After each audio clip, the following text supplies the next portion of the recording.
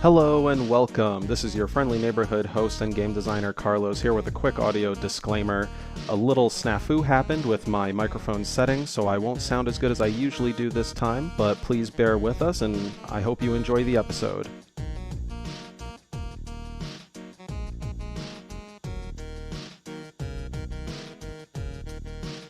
Hello and welcome to Deep in the D-Pad, where we explore all things gaming through an intellectual lens. I'm your friendly neighborhood host and game designer, Carlos, and with me, as always, is R.K. Taylor. Hello, hello.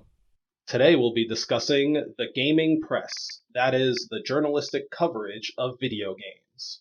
But before we get into the gaming press, we must first start with our sweet D-Pad delights. So, for today's D-Pad delights, Ryan will be kicking us off with, I believe, a virtual reality story. Indeed. So last episode 6, was the metaphysics of VR, which we recorded 2 weeks ago. Mm-hmm. And like 5 days after, I mean, you already know all this, so this is definitely for like anybody who's been following the saga. I am sitting silently behind our listeners, just hyping you up, giggling a little bit, getting them ready to laugh.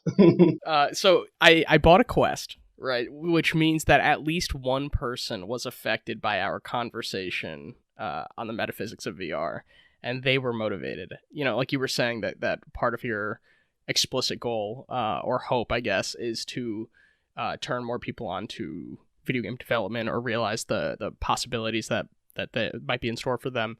And I think that, you or we successfully did that with VR for me. In terms of getting me, like I took the bait. It was just like that we were talking about it for too long for me to not like jump in, and like it just seems so fun. And I've been playing almost daily for like the last 10 days or so. I really can't even believe it's been so few days because we've spent a lot of time playing, and like together alone we've played probably 6 or 7 different games, and I'm playing a couple of other things on my own. Yeah, you got really hyped up for VR after our metaphysics episode, and it's been awesome playing with you. Like, I think we've been playing either every day or like every other day, and it's gotten me to play some games that I've been sleeping on for a while, and those have been fun to find little nuggets inside of. But it's now made me want to go off on my own and just play more and more VR games, which like kind of ebb and flows for me, but now I'm just feeling that same energy that you've got, and I have bought quite a few more VR games in those last like 5 days, so the journey begins yet again. Yeah, maybe we can get sponsorships for the show to support my VR habit, because it has been way too much money that I have spent in the last couple of weeks. What's your D-Pad delay? What's up, man? What are you happy about today? Oh yeah, so recently I played Control, and I had kind of mainlined the story, the main missions, I guess, and it gave me a sour experience with the game. Fast forward to maybe 1 day or less after I beat the game, I immediately buy the Alan Wake themed DLC because I played Alan Wake back when it came out on Xbox 360. I really just got into it. Like there was even like a web series for the fake like TV show in the game that like I watched every episode of the web series like leading up to the launch of Alan Wake, and like was just so excited. And I didn't know how I was going to tie into Control, and overall I was meh on Control. And then the Alan Wake expansion ended up like really shifting my opinion and making me excited for what the future of Control could be.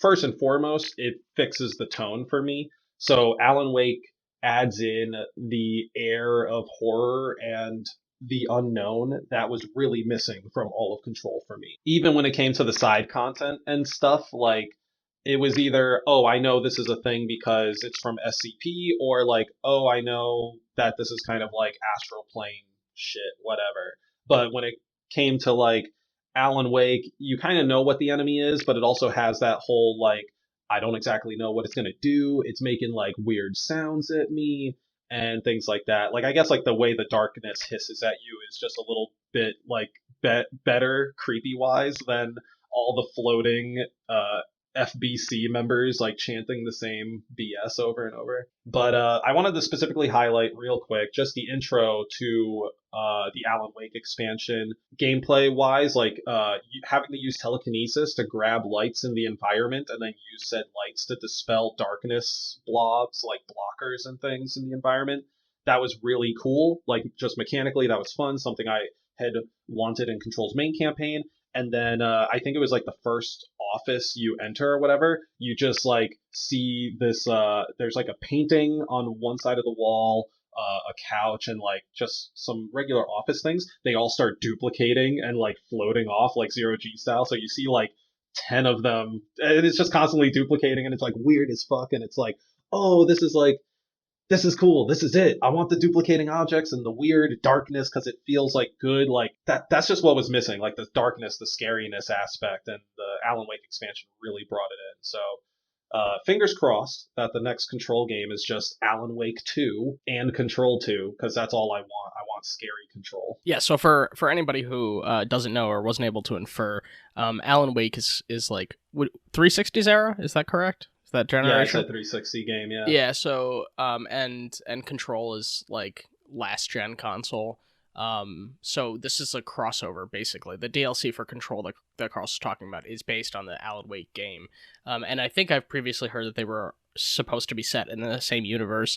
The exact connection isn't something that we know, but yeah, I can see the appeal. I can see the appeal of like crossover games in general, and also these specific two. I understand exactly what it is that you like about that. I feel like it's clear, but I'm curious if you have any thoughts on like crossover games, like other crossovers. Like I know Mario and Rabbids was like one that was like fairly big on the Switch. That's a game I actually own. Yeah, I own it too, and honestly, I didn't feel like it was worth like as much hype as it got. I'm not a tactics guy in general. It's not like I enjoy them, but they're not like, I'm not going to play like 5 a year. That's too many tactics games for me. For real. Oh man, tactics games are like the bane of my gaming existence at times. I want to like them, but I'm just like too monkey brain to comprehend. Like, flank this enemy? Yeah. What do you mean? It's a rabbit. Yeah, I overall like crossover games, but I think we should have a crossover game conversation a little later. And now let's get deeper into the D-pad. So, the gaming press, games, journalism, the hype machine, kind of. We are talking about it today. I guess what we should start with first is, Ryan, what podcast or what sites do you use to get gaming news and or reviews? Okay, so I'm going to assume that this is a shame-free zone and that you're not going to rag on me. We are no fanboys here. We are trying to be fully critical and unbiased. Okay. I have spent a lot of time on IGN and with like IGN-affiliated content, so like their podcasts. And when I was anticipating the release of the Xbox, I was literally checking IGN like every day for like a couple months. I agree with you. IGN is like, when you first think of like video game news, most likely IGN is going to be the thing that pops up because they've just done like a really good branding. They've lasted the longest. Yeah, they are doing a lot of things right. I do have like a little, as I like joked, this is a judgment-free zone or whatever it is I said. I do have a like a little bit of shame because I think that, I don't know, like the apotheosis of games media or something, like they're the pinnacle of what it currently is at its like most inflated. Like right now, like I feel like the games media bubble is gonna burst at some point because like Cyberpunk should have been a wake-up call to us all. I know that we're gonna have to circle back, but I guess I'm just saying all of this as like I am not like necessarily proud of the amount of time that I've spent on IGN, but I have been susceptible to some of like the hype train phenomena previously, and that's part of the reason why like why I was really hyped for the Xbox, for the most recent Xbox. Like I really wanted that console. And I also like just want to keep up with any new releases and things like that. So basically instead of even looking at like the top features, I I go to latest, and then I will often like refresh and see if there's, like what there is. And, I try to catch up, and I'm kind of moving away from that right now, just because I feel like there's kind of a saturation right now. Like there's so many things that I already have downloaded that I want to play, and especially like with the Quest, if we're gonna like talk about recent, like very recent history, there's just too much that I have to play, and they aren't doing a lot of coverage of VR games, and even the VR Yeah. stuff that they are covering really isn't like very Oculus related. So I would have to start following a different like media site. But I still listen to GameScoop, and I'm learning about video game stuff like from like YouTube. Also, there's nobody I want to shout at in particular, but yeah, I've also heard good things about Kotaku, which I assume that you've spent some time on. So Yeah, so I currently, I think, probably just use word of mouth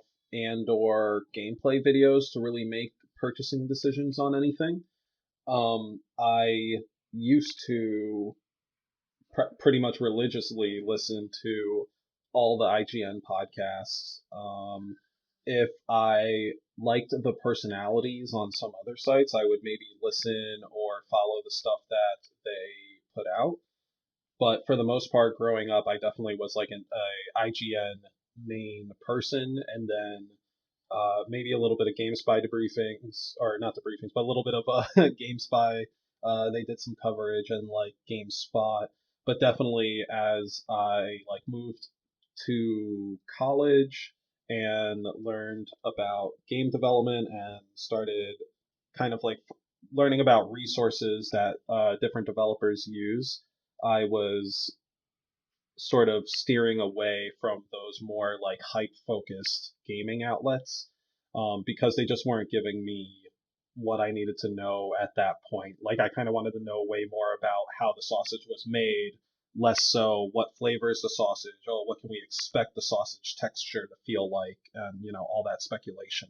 a critic telling you that this is a must-play game isn't as interesting to you as like, oh, like what is the innovation that they're, like how is this different than every other shoot 'em up? Yeah, and I feel like, especially over the course of college and probably beyond, like the mainstream taste just started aligning less with my own. Like I think because growing up I was like so into the like what's coming out next, like what's going to be the shooter? Oh my god, Call of Duty. Oh my god, Halo, and like I think I just got that same diet of games that I think they to a fair extent shovel out even to today, that like I was just like, I'm kind of sick of playing games like this, and I started getting more into like indie games, started looking at like Reddit, and I think it was like dig.com like quite a while back that I was like looking for various articles on. And yeah, Kotaku, I don't really go on Kotaku currently. I'm like very lukewarm on most like gaming sites at this point. I also should say that I spent when I was a kid, I spent a lot of time reading like Game Informer, as like, a teenager or whatever. Oh, and Reddit. Like I get a lot of like my things that I'm interested in are like looking at games that are in development to see like kind of like how the pieces like kind of like what you were saying about like seeing how the sausage is made, but like indie dev is like a Reddit that I follow, and it's like interesting to see people's like projects that they're I do think that the preponderance of like indie and like like self-developed games, there's something for everybody now. It's kind of like how like 50 years ago there were so few things on TV and everybody was like forced to watch the same things, and then now we have like a million channels and whatever it is, there's like 10 programs on Hitler and World War II airing at the same time if you have 900 channels, so it's like you can get your very specific Hitler content, if you're like a World War II buff. Right.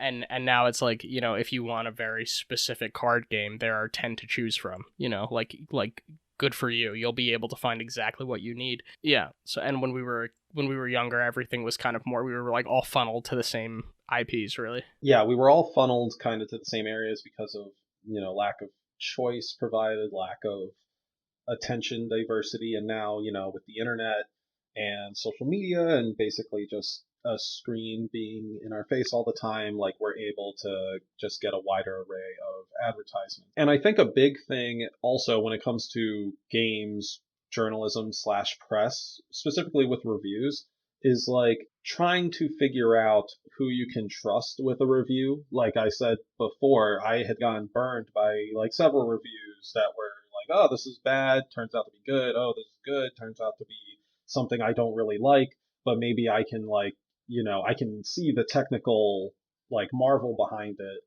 But at this point, it feels way less so that the audience has a relationship with the reviewer and more so that the audience has a relationship with the brand or the logo, right? Like you say you like listen to GameScoop, but there are like 4 or 5 hosts on GameScoop, at least like last I listened to a few years Yeah, back. there are 4 main ones, and then they have like substitutions. Yeah. And for the reviewers, it's just like, oh, I'm gonna go to IGN to read this review, and you don't necessarily know like who's doing it. Like you can read the review by this person, but you're not gonna keep a catalog of like, what did this guy think of like 5 other games before this? Right. Yeah, I see what you're saying. There are sensibilities that like people have that people who I follow, they have sensibilities that I can recognize after listening to so much of their content and hearing how they speak about different games. And I have mistakenly followed the advice of someone who I have very different gaming sensibilities with. Right. So like I know he likes very gory games. He likes pixel art, and those are not 2 of the things that I am necessarily drawn to. And he gave like a scathing review of Watch Dogs Legion, and shortly after hearing that, I was like, I'd already purchased it accidentally, which is like a separate story, and you urged me to play it and sent me this video where someone else had said that it was one of the most innovative games of the year, and I wound up playing it and I loved it. I thought the art style was like for me, and yeah, and I was just like, I realized after that, I was like, well, let me think about all the other games that this guy has talked about and that he likes, and I realized that generally, like, I probably should not like listen to his advice, in terms of whether or not to play a game, but I do still find his analysis interesting, and understanding that there's still a market for people who don't have my exact gaming sensibility is still helpful for me to see the game through someone else's eyes. Yeah, you touch on something really good, and it makes me think of YouTube reviewers. So I really don't engage a lot with gaming press stuff on, like, say, the traditional websites, IGN.com, that type of thing, unless necessary. I will primarily try to find people who review games on YouTube because that feels more personal. You are hearing the reviewer directly, you can see their library directly very easily, and you don't necessarily have the air of like, here's a big logo above my head that controls everything I say. So watching those guys, say like Dunkey or G-Man Lives or Mandalore Gaming, some of those guys, mostly Mandalore and probably G-Man Lives, like they both review like older games, and they most of the time tell you like what are the best settings to toggle and how to set them up to play well on current day machines. I don't ever intend on playing these games, but I love watching their videos because, like you said, like the reviewers, their personality will sometimes be like so entertaining or insightful enough that you're just pulled to listening to what their thoughts are on things. And I think that's awesome to do. Like, it's better than listening to someone all the time and being like, yeah, their opinion is just right. Like, that's just the case. Like, no, diversify your bonds. I agree that the individual over the corporation is a great way to like search. I like all your points about like YouTube. You can see the person's entire playlist just by seeing what games they review, even without seeing the scores. You get an insight into what that person's world is like, what their gaming life is like. And I do think that things will become increasingly splintered, in terms of like music and like all forms of media, really, music and movies and TV shows. The way that like, Spotify already has algorithms for me and for you, and those are completely different. And if half of the music that we listen to was exactly the same, we would still have completely different algorithms. And I think gaming is going to be like that too, and I think I think finding the people who review your particular niche is going to be the way forward. And there's going to be a kind of, like one of the reasons why I've stopped looking at IGN on a daily basis is because almost everything that they talk about is something I'm not interested in. Like I don't watch WandaVision, for example. I don't, I'm really not interested in what happened at the most recent Nintendo Direct. I know that I'm not going to be thrilled with anything, and I also know that I have two consoles that are newer for me than the Switch. So you'd really have to. I don't even know. I'll buy whatever Zelda game comes out on the Switch. I know that already. I'll wait for it to come out. I don't need any announcements from Nintendo right now. That's not doing it for me. Why would I check IGN on the day that the the biggest buzz is surrounding like Nintendo stuff? It's just Yeah, and especially, you mentioning you're getting way more into VR, and one thing I hate currently about most of the quote unquote mainstream game press is that they don't cover VR. I'll just kind of go cynical on this one because that's my current leaning. I feel like some of these bigger places, like say IGN mostly, to me it feels like they just think VR is like some sort of circus sideshow. But when like there's a big budget game, that's when it's time to cover it. Honestly, that coverage probably just comes from like Facebook or somebody that's not IGN paying for it in some way, like not like a money hat type thing, like ooh, like take this money and sell us the game is good, but it's like, hey, we know you have like 2,000 other games and publishers trying to vie for your attention, like can you do a docket on us, like something like that.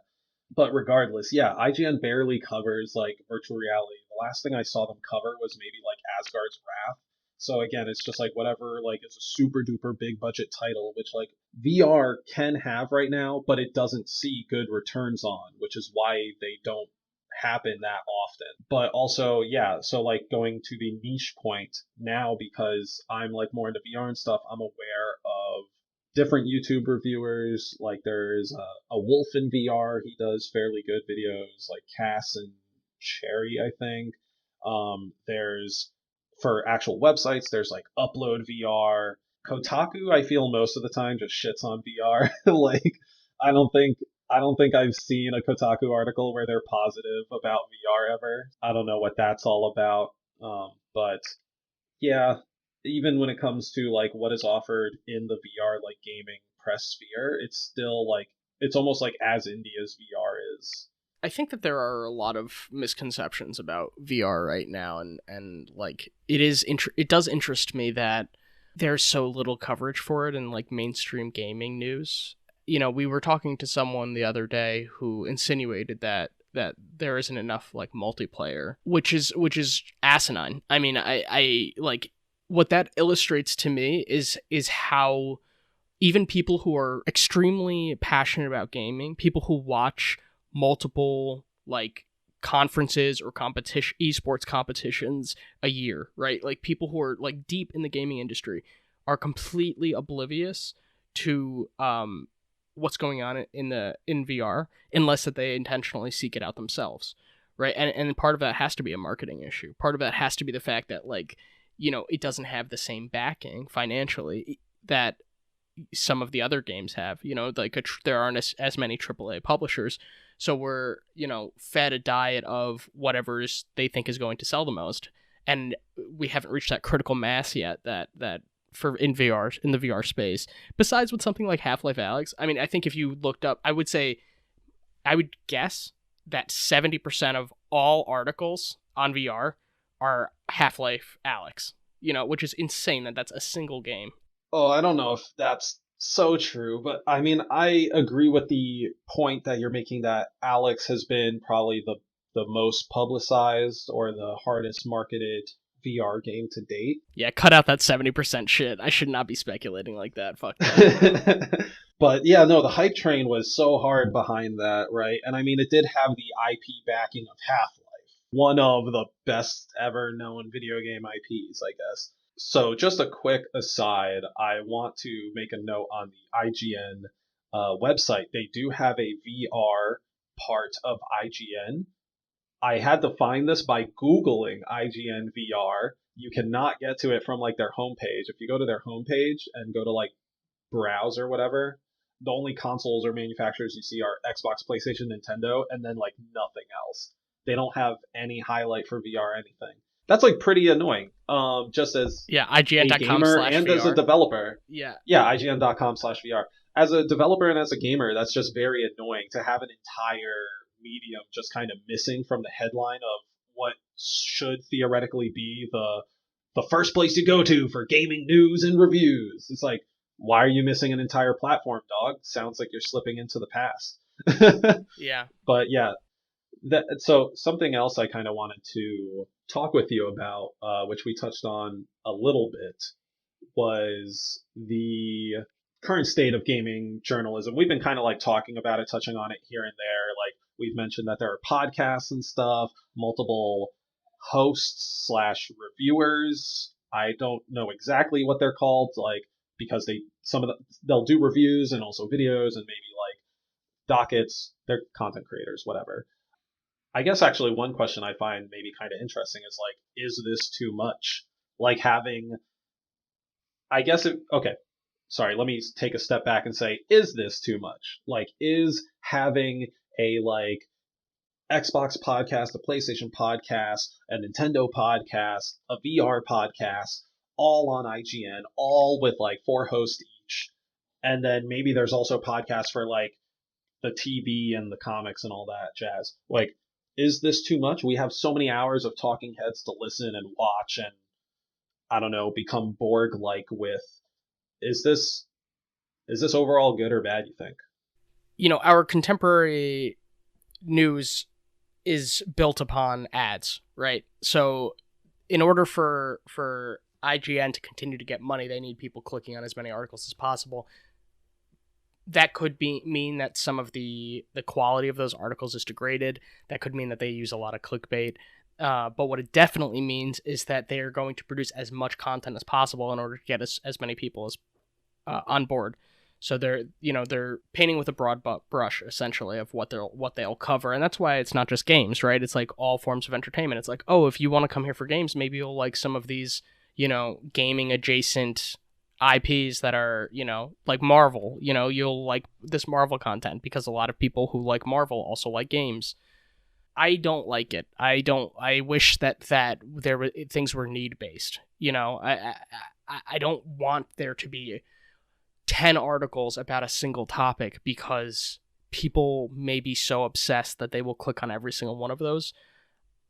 As someone who has been on the end of the clicking, as someone who's become obsessed with certain releases or games or something, and found myself compulsively clicking on these links, I'm disappointed with myself, where I'm like, why can't I just arrest?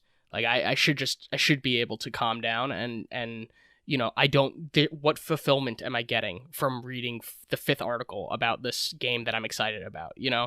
That's part of it. And then the other part of me is like, they're really like, it's manipulation, right? It's like, this goes back to like the microtransaction kind of debate that we were exploring.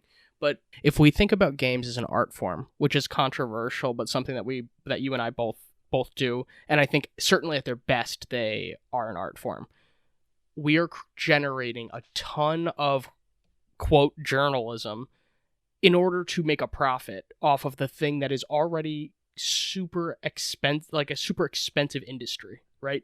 Like the game itself is extremely expensive for an art piece, right? Like I can rent a movie for $3. I have to spend $60 on a AAA game, $70 on a AAA game. So it's already a commercialized product that we're calling art. And then there's going to be like, hundreds or thousands of employees are going to be like working across the country in order to be promoting these things that are art. The reviews are not criticism, right? They're not like literary criticism where someone is thoughtfully engaging with, the ramifications of blah, blah, blah, blah, blah, right? Like, what they are instead trying to either get you to buy or not buy a game. And I think that's a problem. And honestly, with this podcast, I'm hoping that this can be a new form of games journalism where it's not about the individual games themselves, but it's about what it means to be a gamer. What are the essential features of different genres and, those kinds of things. Like I want us to be thinking about gaming more broadly rather than narrowing in on very specific games. And I think that's where we're going wrong. What do you think? Circling back to something you said much earlier, there is a games media, a games press bubble that is just like ever expanding. And right now, at least in the field I'm in, I am seeing up and comers and I guess new people enter the market of like VR coverage. And ultimately, it is what it is. I mean, what would make it better if things were more need based or if things maybe at the corporate level were a little more personal. That at least for me would be a little cooler. Like that could pull me away from going to YouTube reviews and maybe doing more of the like gaming press focused reviews. But honestly, at this point, I think it's just everyone is putting out their content. So you, the listener, become the viewer, spend your attention wisely, and find the people who you align with most, right? Like find the people you align with and watch them. Don't just go to whoever says is the like one-stop shop for all things games, because everything, not even games, like movies, music, like everything nowadays is just so much more uh specialized, individualized. We have weird eclectic tastes. Like just find those people that kind of like match those tastes for you and see what they like. Yeah, I like this. This is interesting. So we're kind of saying two things that I think are both true, even if they sound like they're opposites. So one of those things is find people who have similar tastes and that like, you know, whose opinions you resonate with. And the other is don't live inside your echo chamber, right? Like also listen to people who have different opinions than you. And I think the way to go about that is like finding the people who you enjoy and who have interesting perspectives, but not necessarily ones that you completely agree with, right? Like you can find someone really interesting or engaging or thoughtful because they don't think like you, and because they, you know, and that you can become part of that ecosystem and, you know, helping to diversify somewhere where you kind of already fit, you know? And it helps our listeners get a broader understanding, I guess, of the marketplace, right? Getting to know thy neighbor a little bit, right? Mm-hmm. It's like I have expressed many a times how much I dislike, say, full physics-based combat in virtual reality, but some of my favorite conversations is with people who absolutely love that and want to just, you know, talk or debate it back and forth. Right. And like, I know my mind isn't going to be swayed, but I like having those conversations because I'm learning like what is it that makes that other person like it? What's the X factor? Or maybe this thing that I can already observe isn't clicking for me, but that for some reason is the thing that clicks for them. Like Yes. lots of good insight to gain from listening to those people that you don't necessarily agree with. But again, make sure that these are people that can explain themselves in like a good thorough way. Yeah, and people you trust. I think like knowing that the person that you're listening to is someone who seems like fair and measured and like they're not just doing it for, you know, clickbait. Like going back to what you said before about like wanting the person rather than like the logo floating above someone's head, you know. There's a lot of merit to just feeling, you know, there's always the person is always over the internet, so you don't actually know them, right? Like it's this parasocial relationship, but getting a sense of who someone is, you know, I think that we kind of have a good intuitive experience of just like finding people who seem trustworthy to us. And I think that's just looking at your own like detector on that, you know, like reading the radar.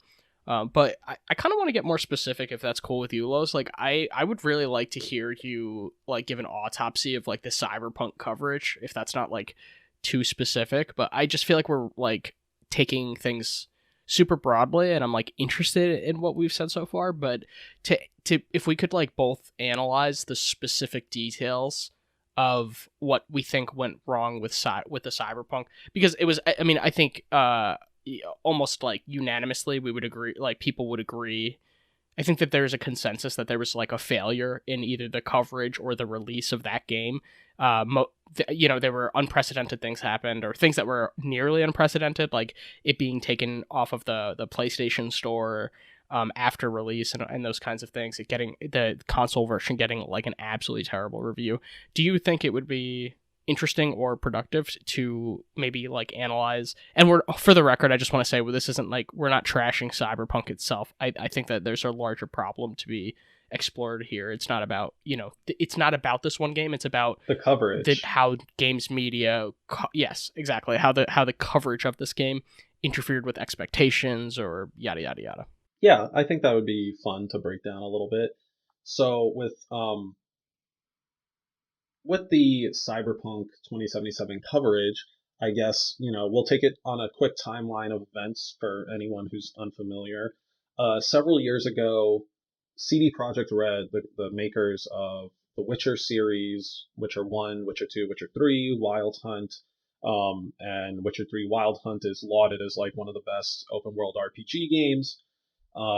That studio was now announcing that they will begin work on a Cyberpunk 2077 game, and it was really like, it was several years ago, and it was just some trailer. Like, it wasn't even gameplay, it was just a trailer of like this like woman who was like part robot, and she was in the middle of a gunfight, and they specifically say like it'll come out when it's ready, that type of thing.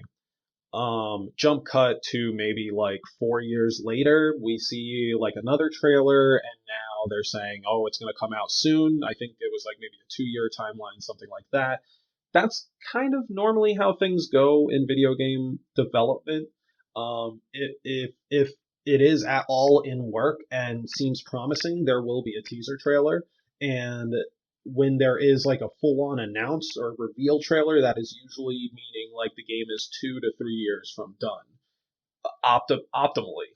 I feel like this is less and less the case as we get more and more into current day gaming. But optimally, when they do the reveal trailer, that is when they know like, hey, this game is most likely coming out in like 2 years. Anyway, this trailer comes out for Cyberpunk. Hey, the game's going to come out. Then everyone is just losing their minds because all the coverage has the framing of like, the creators of the greatest open world RPG, The Witcher 3 Wild Hunt, will now make the greatest sci-fi open world RPG, Cyberpunk 2077. And here's Keanu Reeves. And the Keanu Reeves thing became a meme, and I think that like really, I mean, the game was already hyped as hell, but the Keanu meme just like skyrocketed things even more. And so anyway, there was more trailers, more demos, more coverage. Never really like a demo for the public to play, although maybe at the trade shows, yes.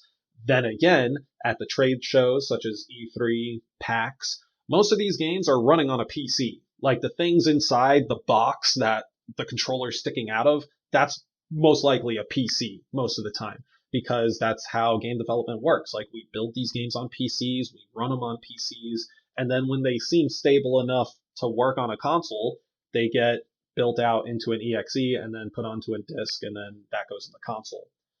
But the coverage was just all the time, 24/7. Like, I'm not entirely sure why. I'm pretty sure there's some Jason Schreier article either out or in the works that covers the nitty gritty of all this stuff, but it was just constant coverage of a game that is to come out in 2 years and getting more and more hyped. No Man's Sky went through a similar thing, and then the game ultimately came out, and actually a big thing before the game ultimately came out, we saw that there was like a hard embargo, like basically thing like communication kind of got like halted as like the game got closer and closer to coming out. Like review footage, I remember seeing something like within 48 hours of the game's before the game launching, and it was like, here's gameplay footage, but it didn't exactly say it was like gameplay footage from the console or something like that. It just read as like extra sketchy. So like pre-rendered footage versus actual in-game footage on a powerful PC versus an Xbox One, which is like what the game's supposed to release on. And then boom, the shit show happens. Wait, before we go into here, can I quickly pivot and just like make a couple of notes? Yeah. A couple of things that you mentioned that I think are like relatively new. One of them is like real like mainstream actors being in games. Like we saw this with Death Stranding. Norman Reedus, is that right? Is that his name? Yeah, Like, Norman Reedus. Yeah. like again, it's like these memes circulate, which they wind up being amazing ways of promoting the game. It almost reminds me of like Michael Jordan, like wearing Hanes or Fruit of the Loom or whatever. It's like this brand association, but they obviously have more of a part because they're like voice acting, something with a ton of lines.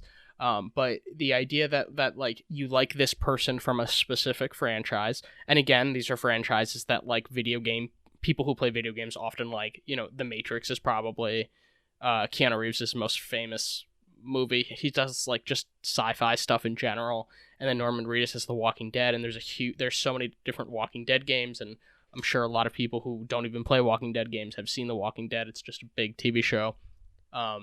So that's something that like we never saw 20 years ago. And the other thing is, like the coverage of coverage, like the Nintendo Direct has one of the things that they announced was that there will be an announcement for Breath of the Wild 2 later this year. How is that a news story? You're telling us that you don't have anything to say about Breath of the Wild 2, basically, right? Like you're planning to tell us something. That seems so silly to me. And this is like the Starfield phenomenon. Is like what you like. I really like where you started with Cyberpunk because you really took it from the very, very beginning, where like there was essentially no information about it. It was like, oh, here's the first glimpse of gameplay. Like Starfield, is a game we don't know the release date. I don't think they've ever showed gameplay of it. I think, it was like the moment that there was like an image that could become a meme, people were sold on, and I don't know how they get that much buy-in. I don't know how the hype, kind of develops from such a small amount of information. You have almost no data to base your assumption that this game will be good on. But then go to the collapse, right? That's the next thing that you're about to talk about. So what happens once Cyberpunk is released, or actually even prior to that, there was crunch, right? There was a huge crunch scandal. Yes. Oh, right. Yeah. Damn, I missed that. Okay, so right, jumping sometime before the release of the game. Actually, before shit publicly hit the fan, shit was privately hitting the fan. Let me see. Okay, CD Projekt Red was working on the game, and their intended release date was like 2 years or whatever from that trailer's release.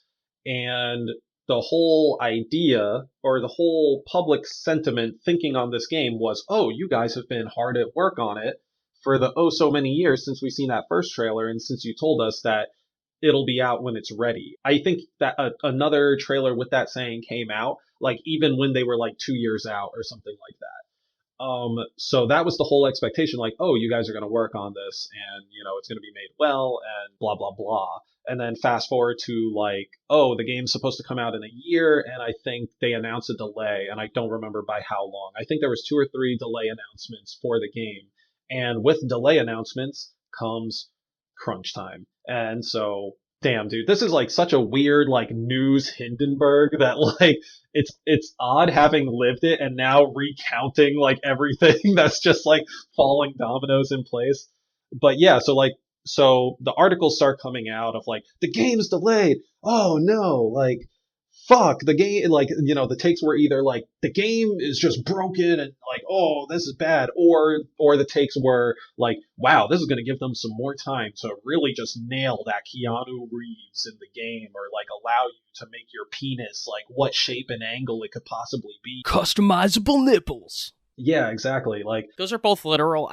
For anybody who hasn't actually for anybody who somehow doesn't know anything about Cyberpunk, I really cannot understate the amount of coverage that there actually was. Right? Like I know that we're the reason why we're doing an autopsy of this specific game is because like the day of its release, there were like IGN alone had like over 10 articles probably. I mean, it was absolutely insane, and there were literally articles written about things like customizable nipples, or like a slider to increase or decrease the size of the penis of the character. Yeah, and so with this ridiculous game with ridiculous features came crunch time, unfortunately, for the developers. And even more unfortunate for the developers came harassment from people on social media, either either like, hey, why can't you guys get the work done? Or like, you're so blessed to be working on games. Like,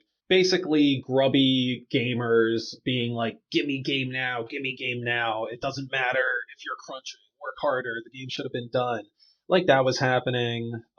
In some cases, like, developers got like death threats because of the delays and things like that. And, journalists receive harassment and like death threats as well when like sometime either for delivering the news that the delay is coming or like giving low review scores or things like that. Maybe just simply not agreeing or having the same exact thought on a game as you, like, gets a journalist harassed. But focusing back on the Cyberpunk devs, so the coverage said, hey, the delays are out, and since the delays are inbound, that means that the team had to pick up whatever slack had happened to catch up to that delay. And then articles start coming out. Oh, Cyberpunk is crunching. CD Projekt Red said they weren't going to crunch on projects because crunch was so bad on The Witcher 3. But here we are again. We're crunching. But now it's like this weird, it became this weird cycle, almost like this vicious like vulture cycle that benefits mostly the press, where it's like, Cyberpunk is getting delayed, let's write stories about that, and that's going to get people riled up about crunch and the fact that the game's not coming out. And then we're going to write articles about the crunch that's happening, and that's going to get people riled up, and suddenly another delay article comes out, and this fucked up cycle just like happened to them, where it's like, we're delayed, we're crunching, we're delayed, we're crunching. And then interspersed with that is, here's a new game demo, here's a new trailer, here's a fucking live action trailer with Keanu Reeves talking over Billie Eilish music. And meanwhile, the developers are like working all hours of the day, and it's slowly getting to release day. And now, if I'm not forgetting anything, we get back to like the week of release. Wait, really quick, may Yes. I? Yeah, okay. So what you're talking about is essentially a positive feedback loop between the content and the emotion, right? And by that I mean, as the content increases, then the emotional response will increase, right? And then, Yeah. and as the emotional response increases, then the amount of content, there's more demand for content. So they will continue, so these two things are both increasing because of each other. They're bouncing off of each other. Yeah, like to take it to kind of a weird place, like it somewhat reminds me, and maybe I'm off base here, but it reminds me of like when I was watching Framing Brittany, like the Britney Spears I haven't seen that documentary yet. recently.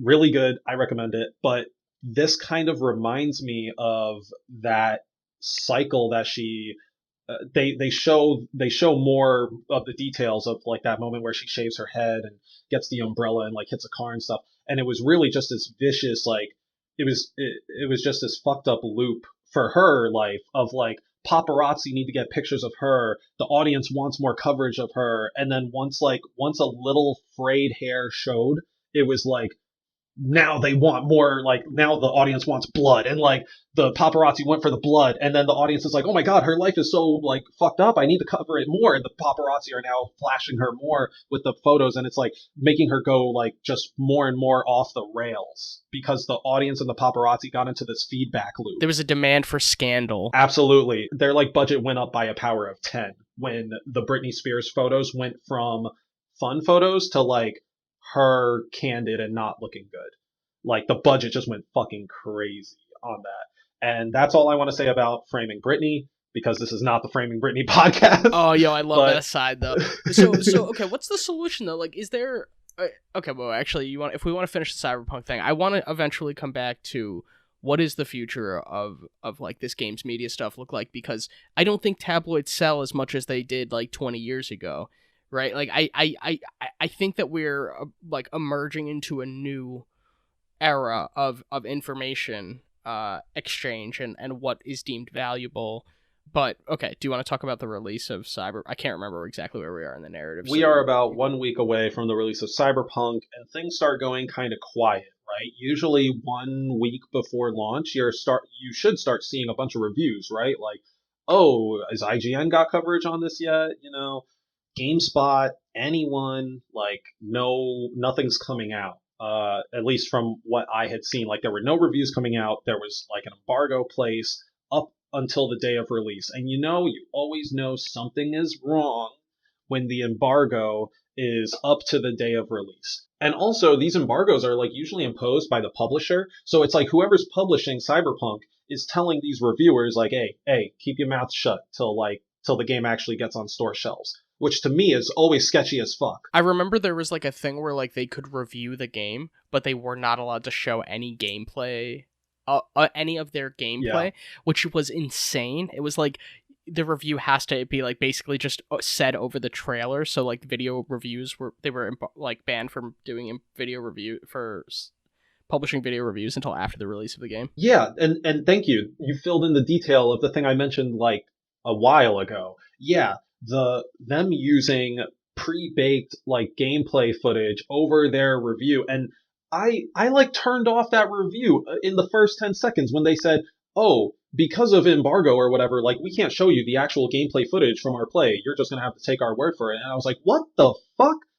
This was IGN as well. Like one of the few times I go to IGN, I went to them for the Cyberpunk review and I saw that and I was like, never in all my time going to IGN, and I've been going there since I was like, I have been familiar with IGN for like well over a decade, probably like maybe 2 decades now.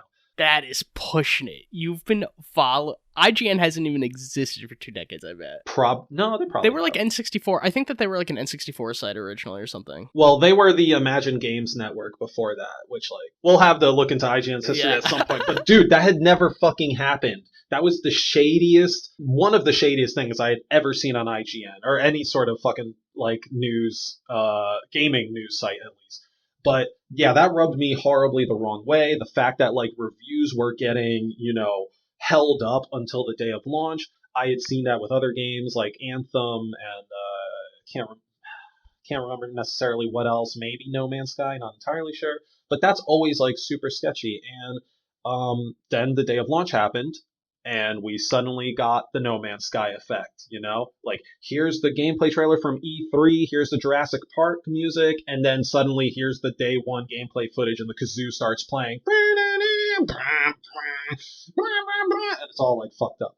And I don't really know what to say about that. Like, that's just what happened. Like, that's just the facts of the situation. The game came out, it suffered heavily from bugs on pretty much all platforms. And at that point, there was like base PS4, the PS4 Pro, same thing with like the Xbox One, and then you had the Pro version of the Xbox One. And then I think, I don't even know if it came out on PS5 yet. Maybe it did, but it suffered so many bugs and stuff that it ended up getting pulled off the PlayStation 4 store. The CD Projekt Red had said that they were willing to give refunds to people, which last I heard wasn't cleared by Sony, which resulted in that whole them pulling off the store thing.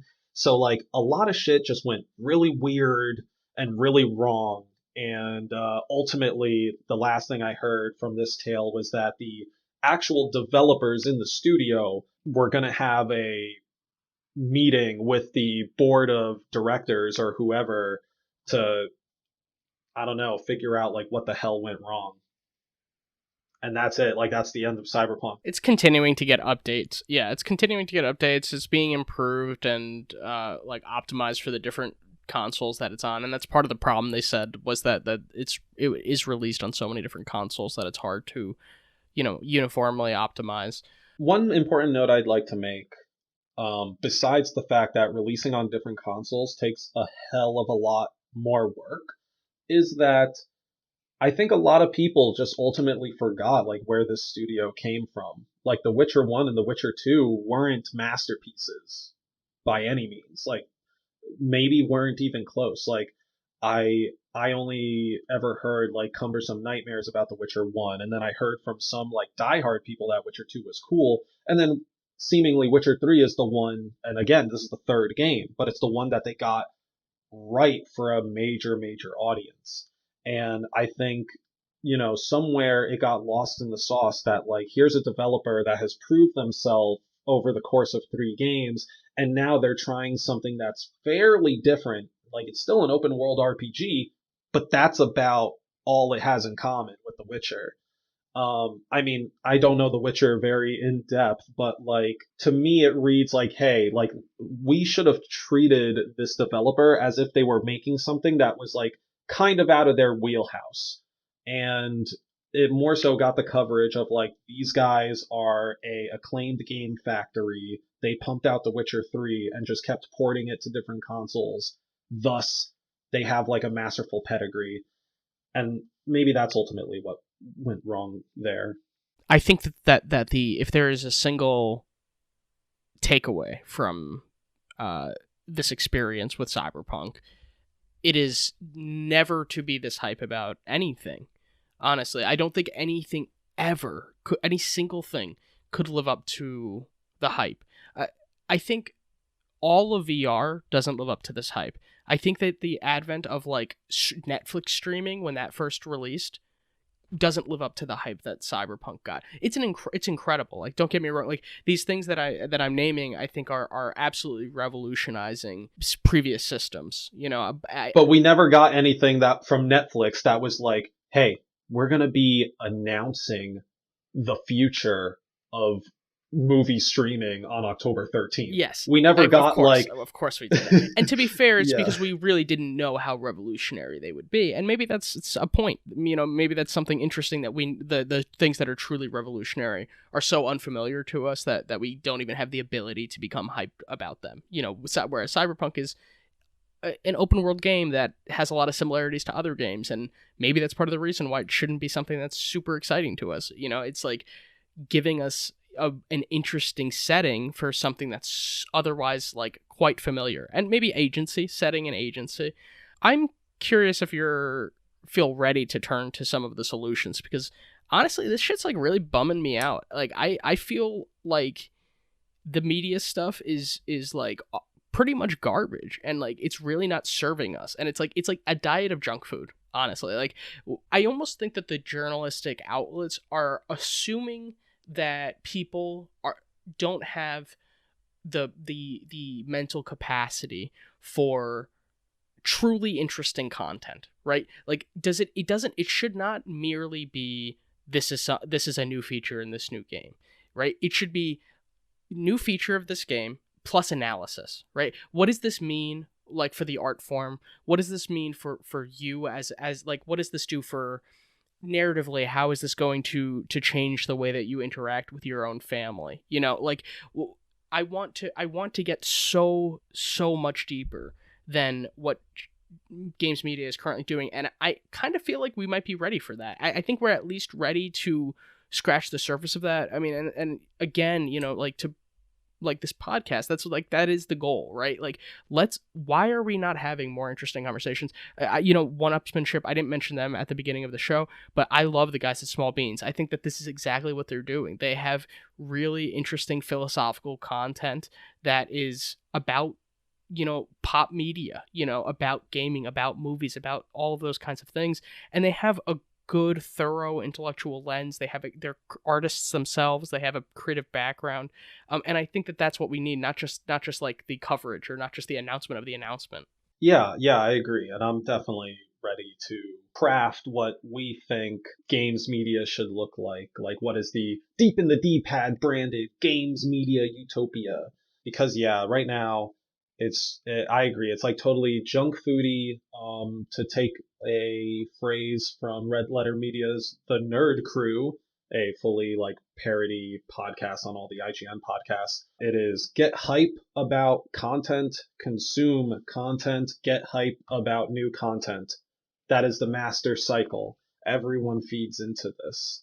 And really we just got to like get rid of that. Like it's fine to have excitement, but I think there's a very clear line between having some excitement and just like fanning a fire, right? Like there are so many games out there. Why do we need 80 articles on Cyberpunk 2077 when even they themselves are not giving us updates for these articles?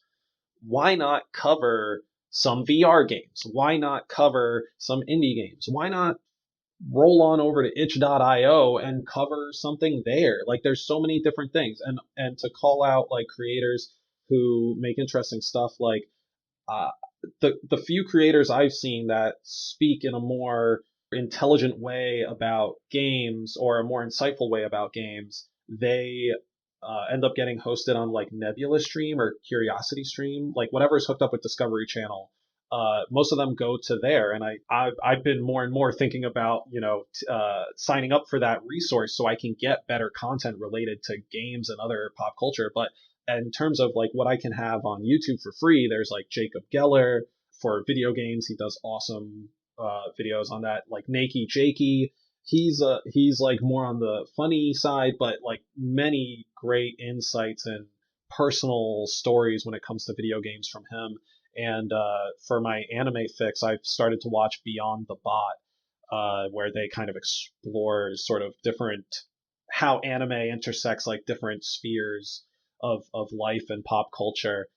And I think it's on us, the audience, to kind of like search these guys out. But when it comes to like what is my utopian vision of the games media look like, it is individual content creators or groups of content creators that the individuals within having a transparent relationship with their like consumer base, with their readers. I see like one of two options, right? One is should we try to encourage the corporations like journalists or the industry to be transparent and to be fair and to be like level-headed in the content that they're producing.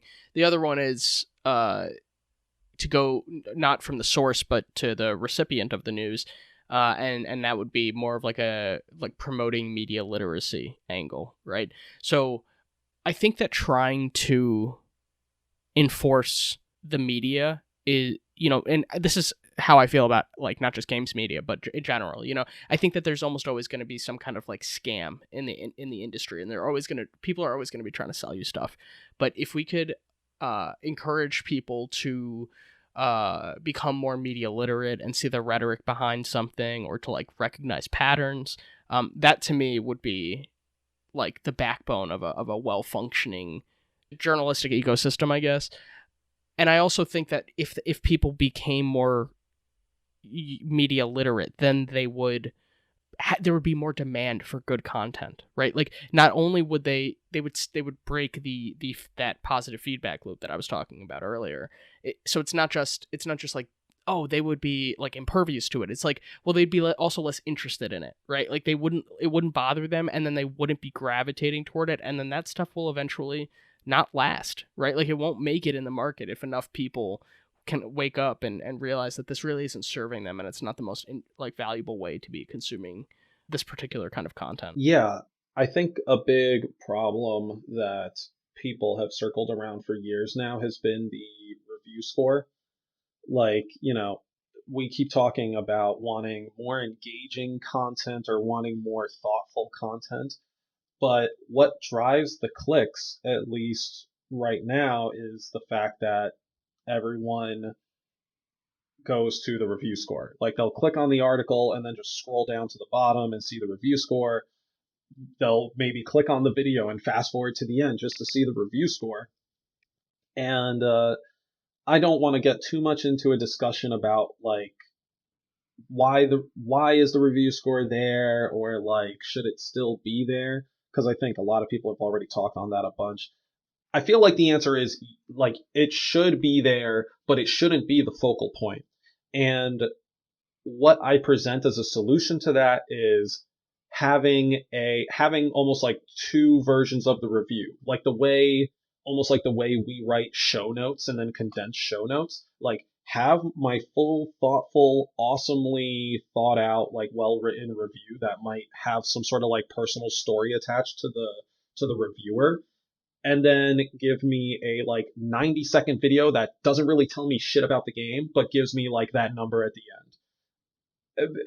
And I say that because I know that there are a lot of people out there who will simply say, I do not have the time, nor do I care to read this whole story. To them, it would be like, why do I have to read this person's blog post before getting the recipe that I'm trying to cook, right?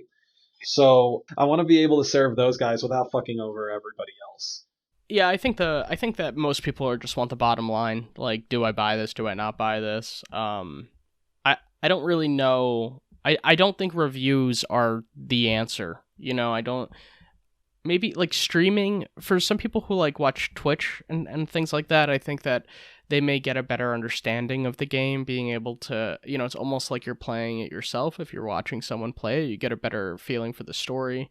The thing that's useful about reviews, and I'm trying to think about, what you're hinting at is like the fact that people are very conscious of how they're spending their time. So condensing the reviews has the advantage of allowing a person to get the information that they're seeking without having to expend the 10 minutes that it takes to direct their like focus to this very particular review. The reviews are often broken up into different aspects of the game. So it's like, here is the performance, here is the story, here's the animation. And I think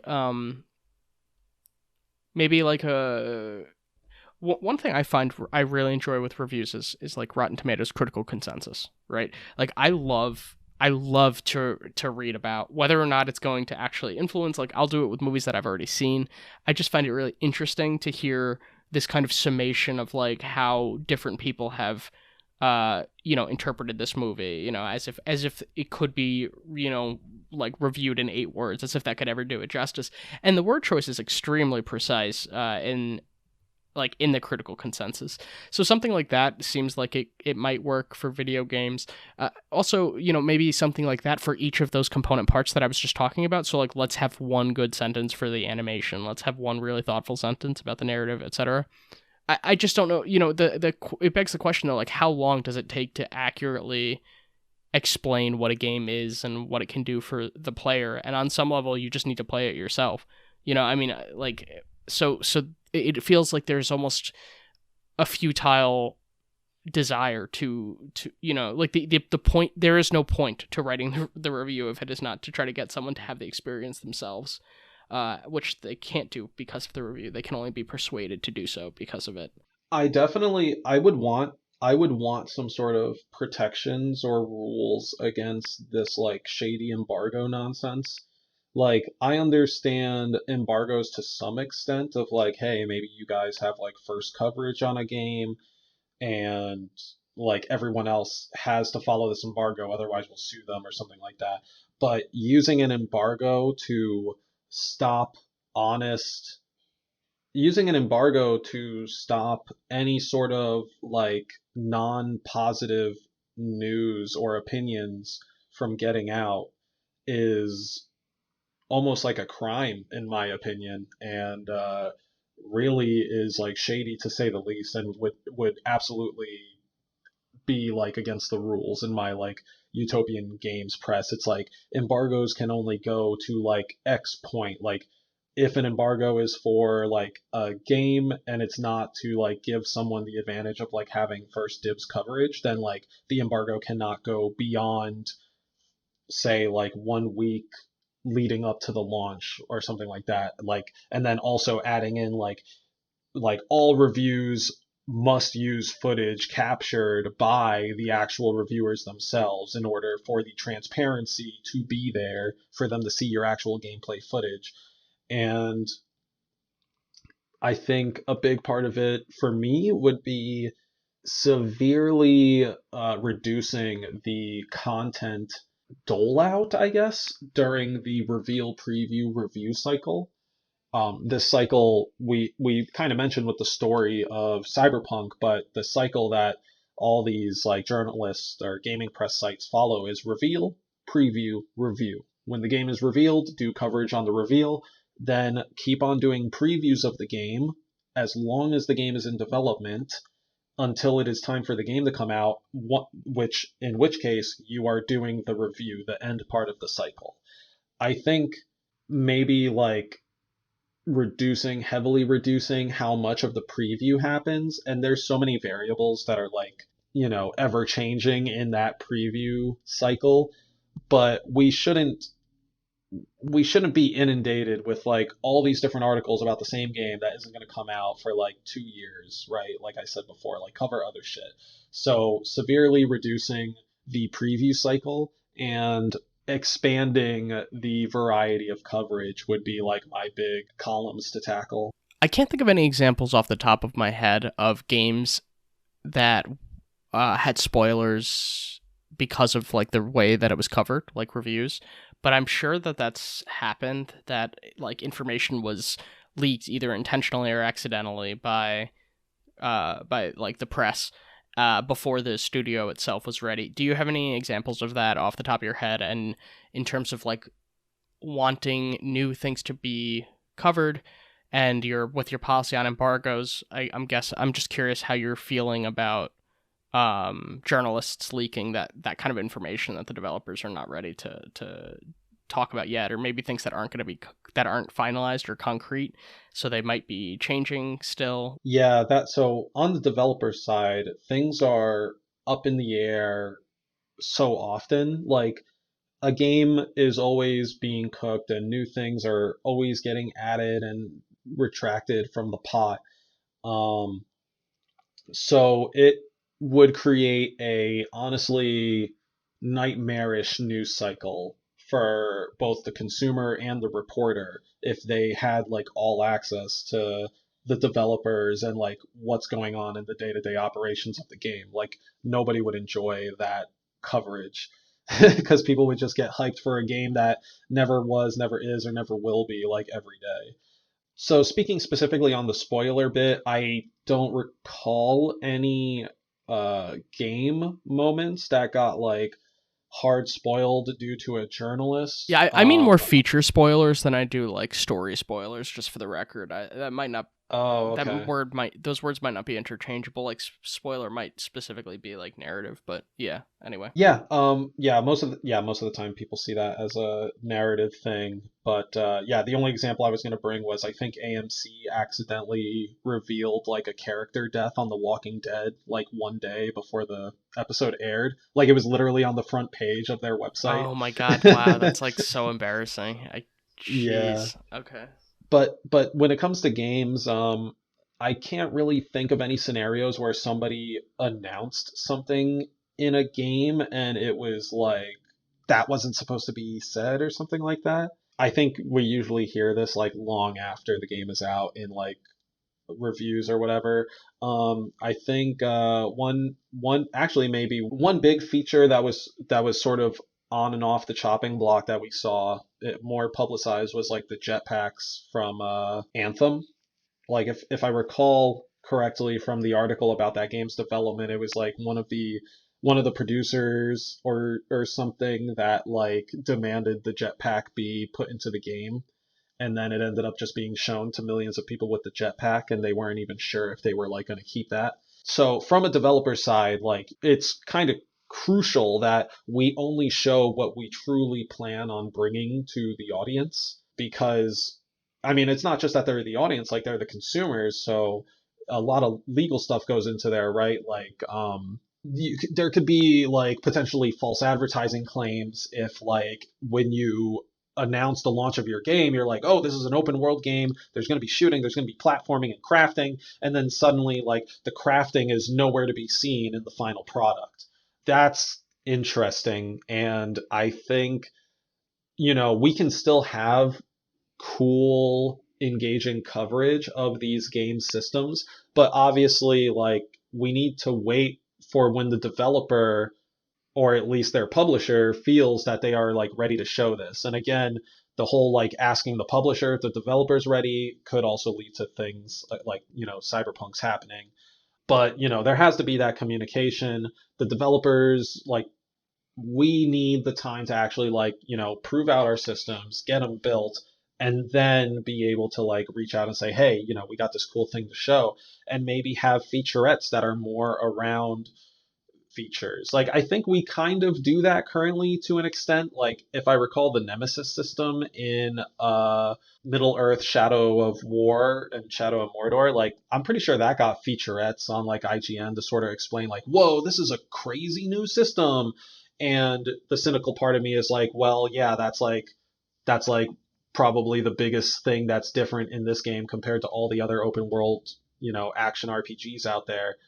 But coverage like that would would maybe even like help the audience start to think like, wow, how does this game shoot differently from this game? Or like, start to eye out like what innovations are there? Like, does this copy pretty much everything I know? Do I like that? If I like that, then sure, I'm going to get the game. But if I don't, then maybe I'll just like pass it off to see what featurette covers a like system that I think is really cool. Or maybe there's like featurettes to, this is kind of like going into a different topic now, but what I would like to see is like cool different featurettes that feel meaningful.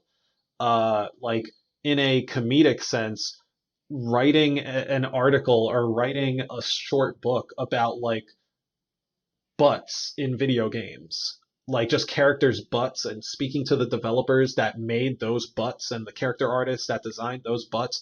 This is like an actual book that's out now, by the way, but like if seeing that as a featurette, like that interests me. It's so weird and out there, but like it has that kind of like, this is something you don't think about, but you might want to look into. Features like that, features like, hey, let's cover the Nemesis system and like talk about how, like, what type of changes this could bring to AI as we know it. And I keep bringing up the Nemesis system because, most recently, WB was trying to maybe draw a patent on the Nemesis system, meaning like nobody would be able to use it ever. And like, well, nobody would be able to use it without paying, Warner Brothers, and that stifles all creativity. And I think Jim Sterling, brings up the best example, because the last video game patent was on mini games during loading screens. Bandai Namco, and I'm personally familiar with this because I played the Dragon Ball Z Budokai games growing up, and during their mini games, you could like spin the joysticks to like spawn Cybermen, and that I always thought that was kind of fun. Little did I know as a child that they pulled a patent on that, and those like 3 games would be the only games for the next like 10 plus years to have loading screen mini games due to that patent. So Warner Brothers trying to pull a patent on the Nemesis system will basically suffocate that area of the creative medium. We have not seen loading screen mini games since those Budokai games. Nobody, probably to this day, nobody is even thinking of making those loading screen mini games because nobody else has, because of the legal implications of it. And I'm pretty sure they don't have I'm pretty sure they don't have the lock on that patent anymore because like time ran out. But we're very unlikely to see anything major in that realm for a while. And I sure as hell know AAA gaming isn't going to have any like history to say loading screen mini games like help sell units, or they make the players like want to buy or play more, right? So holding that patent just really kind of fucked over a whole part of video game history for a while. Yeah, a generation, really. Yeah. So Ryan, what do you have a change of heart about? So there are 2 things that are, in the zone of heart changing for me. The first one is more direct, and that's, reevaluating how I've thought about embargoes.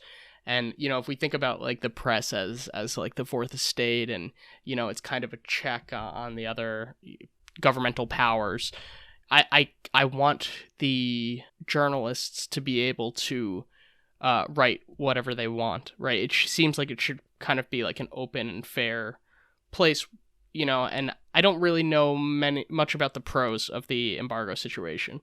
So perhaps I would need to know more about the pros before I like really like commit. But it does seem to me like embargoes, like the day of release, the week of release, is not a workable system. That doesn't seem like it's doing anything that I would respect. So I can't really find a justification for it. And that's something I guess I just had never really considered prior to our conversation. The other thing that isn't a change of heart necessarily, but it's something I still don't really know the answer to, is over the course of our conversation, I was thinking about what kind of relationship people should have with journalists should have with the people who they are covering, right? And I don't want them to be friends, right? Because then they're unlikely to break loyalty, right? Like in order for them to be objective, or as objective as possible. They can't have close ties with the people who are developing the product that they're covering. But then I also don't want them to be enemies. I want them to have some kind of positive coworker like relationship.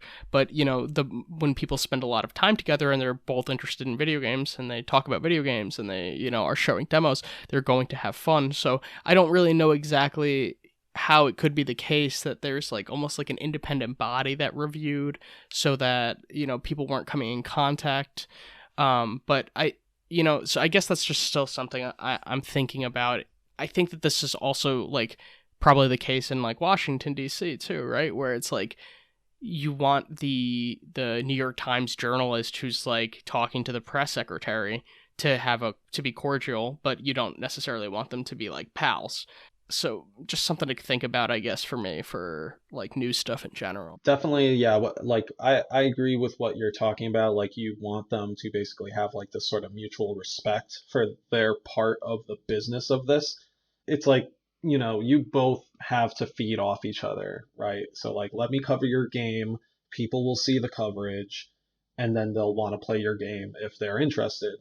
My change of heart kind of falls with the it falls a little bit with the review score thing, and it falls a little bit with, I guess, like how, like with, I guess, oh yes, with money exchange and like what they're looking for. So previously I said like we don't need to always be covering Cyberpunk 2077, and I still stand by that.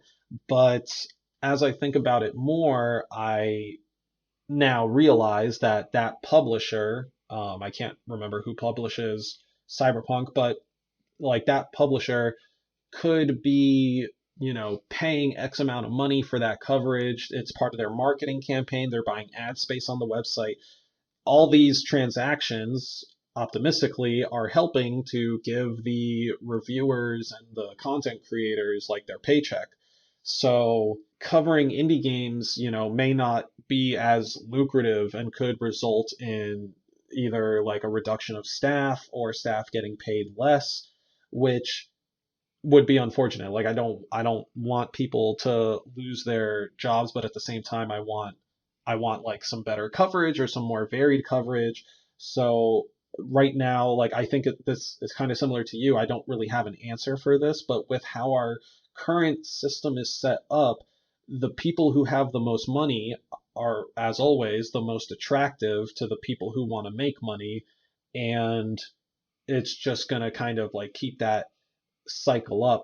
I always like to look at I think it's like the Canadian Media Fund or something like that. But a lot of games that you see come out of Canada have this like CMF and like a orangey white logo next to it.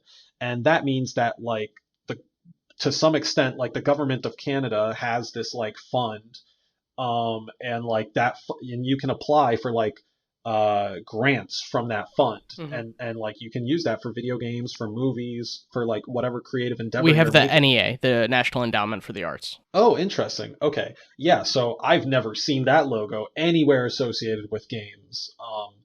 And maybe having something like that the smaller businesses, meaning the indie developers, because these are still businesses, we shouldn't look at them specifically as just starving artists, but like in some cases they are, right? Like it's like, okay, this isn't a professional developer, but when it comes to like, a small team of 10 people who do actually have an LLC or whatever and they're putting a game together, like that's a business. And if those people could like take out grants that might be able to help them buy advertising space on this, or maybe even setting up systems that help those like lower income artists, maybe not necessarily giving them money for advertising, or but maybe doing more so like, hey, like we have this slot, we're gonna put this game here, and still doing the grant system for things like that.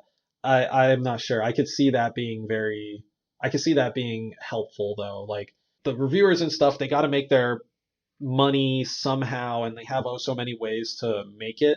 And without changing our current system too much, maybe we can find ways to help the little guy compete more with the big guy. Yeah, I really like that idea. I'm gonna research grants for video games because I also have never heard of like NEA grants being used for games or anything like that. And I think it is. My guess is that it's possible, and that we just don't have a huge fund for it. Yeah, probably. So this is an article released November of 2020 on startgrants.com. This is a quote from the NEA's like new guidelines.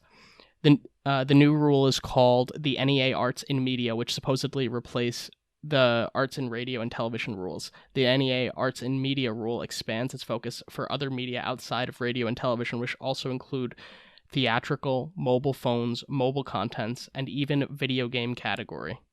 So as of November, at least, you can apply for an NEA grant for video games, which is sick. That's very good. Hopefully it works very similarly to how Canada has it set up, because honestly, like most games I see from Canada have that logo, and I think it's just a really good system. Yeah, that gets into the problem of like propaganda, it's like state-sponsored propaganda versus, but also like, like it's great that like the state is funding art, like I feel I have mixed feelings about the whole situation for like what gets approved and what doesn't, but talk about an immediate change of heart. But if we want to talk about state-sponsored games, I mean, wouldn't Call of Duty be first on the list? And that's where we're going to end our episode. Thank you so much for joining us for Deep in the Deep Head. We love America and the government and everything America has.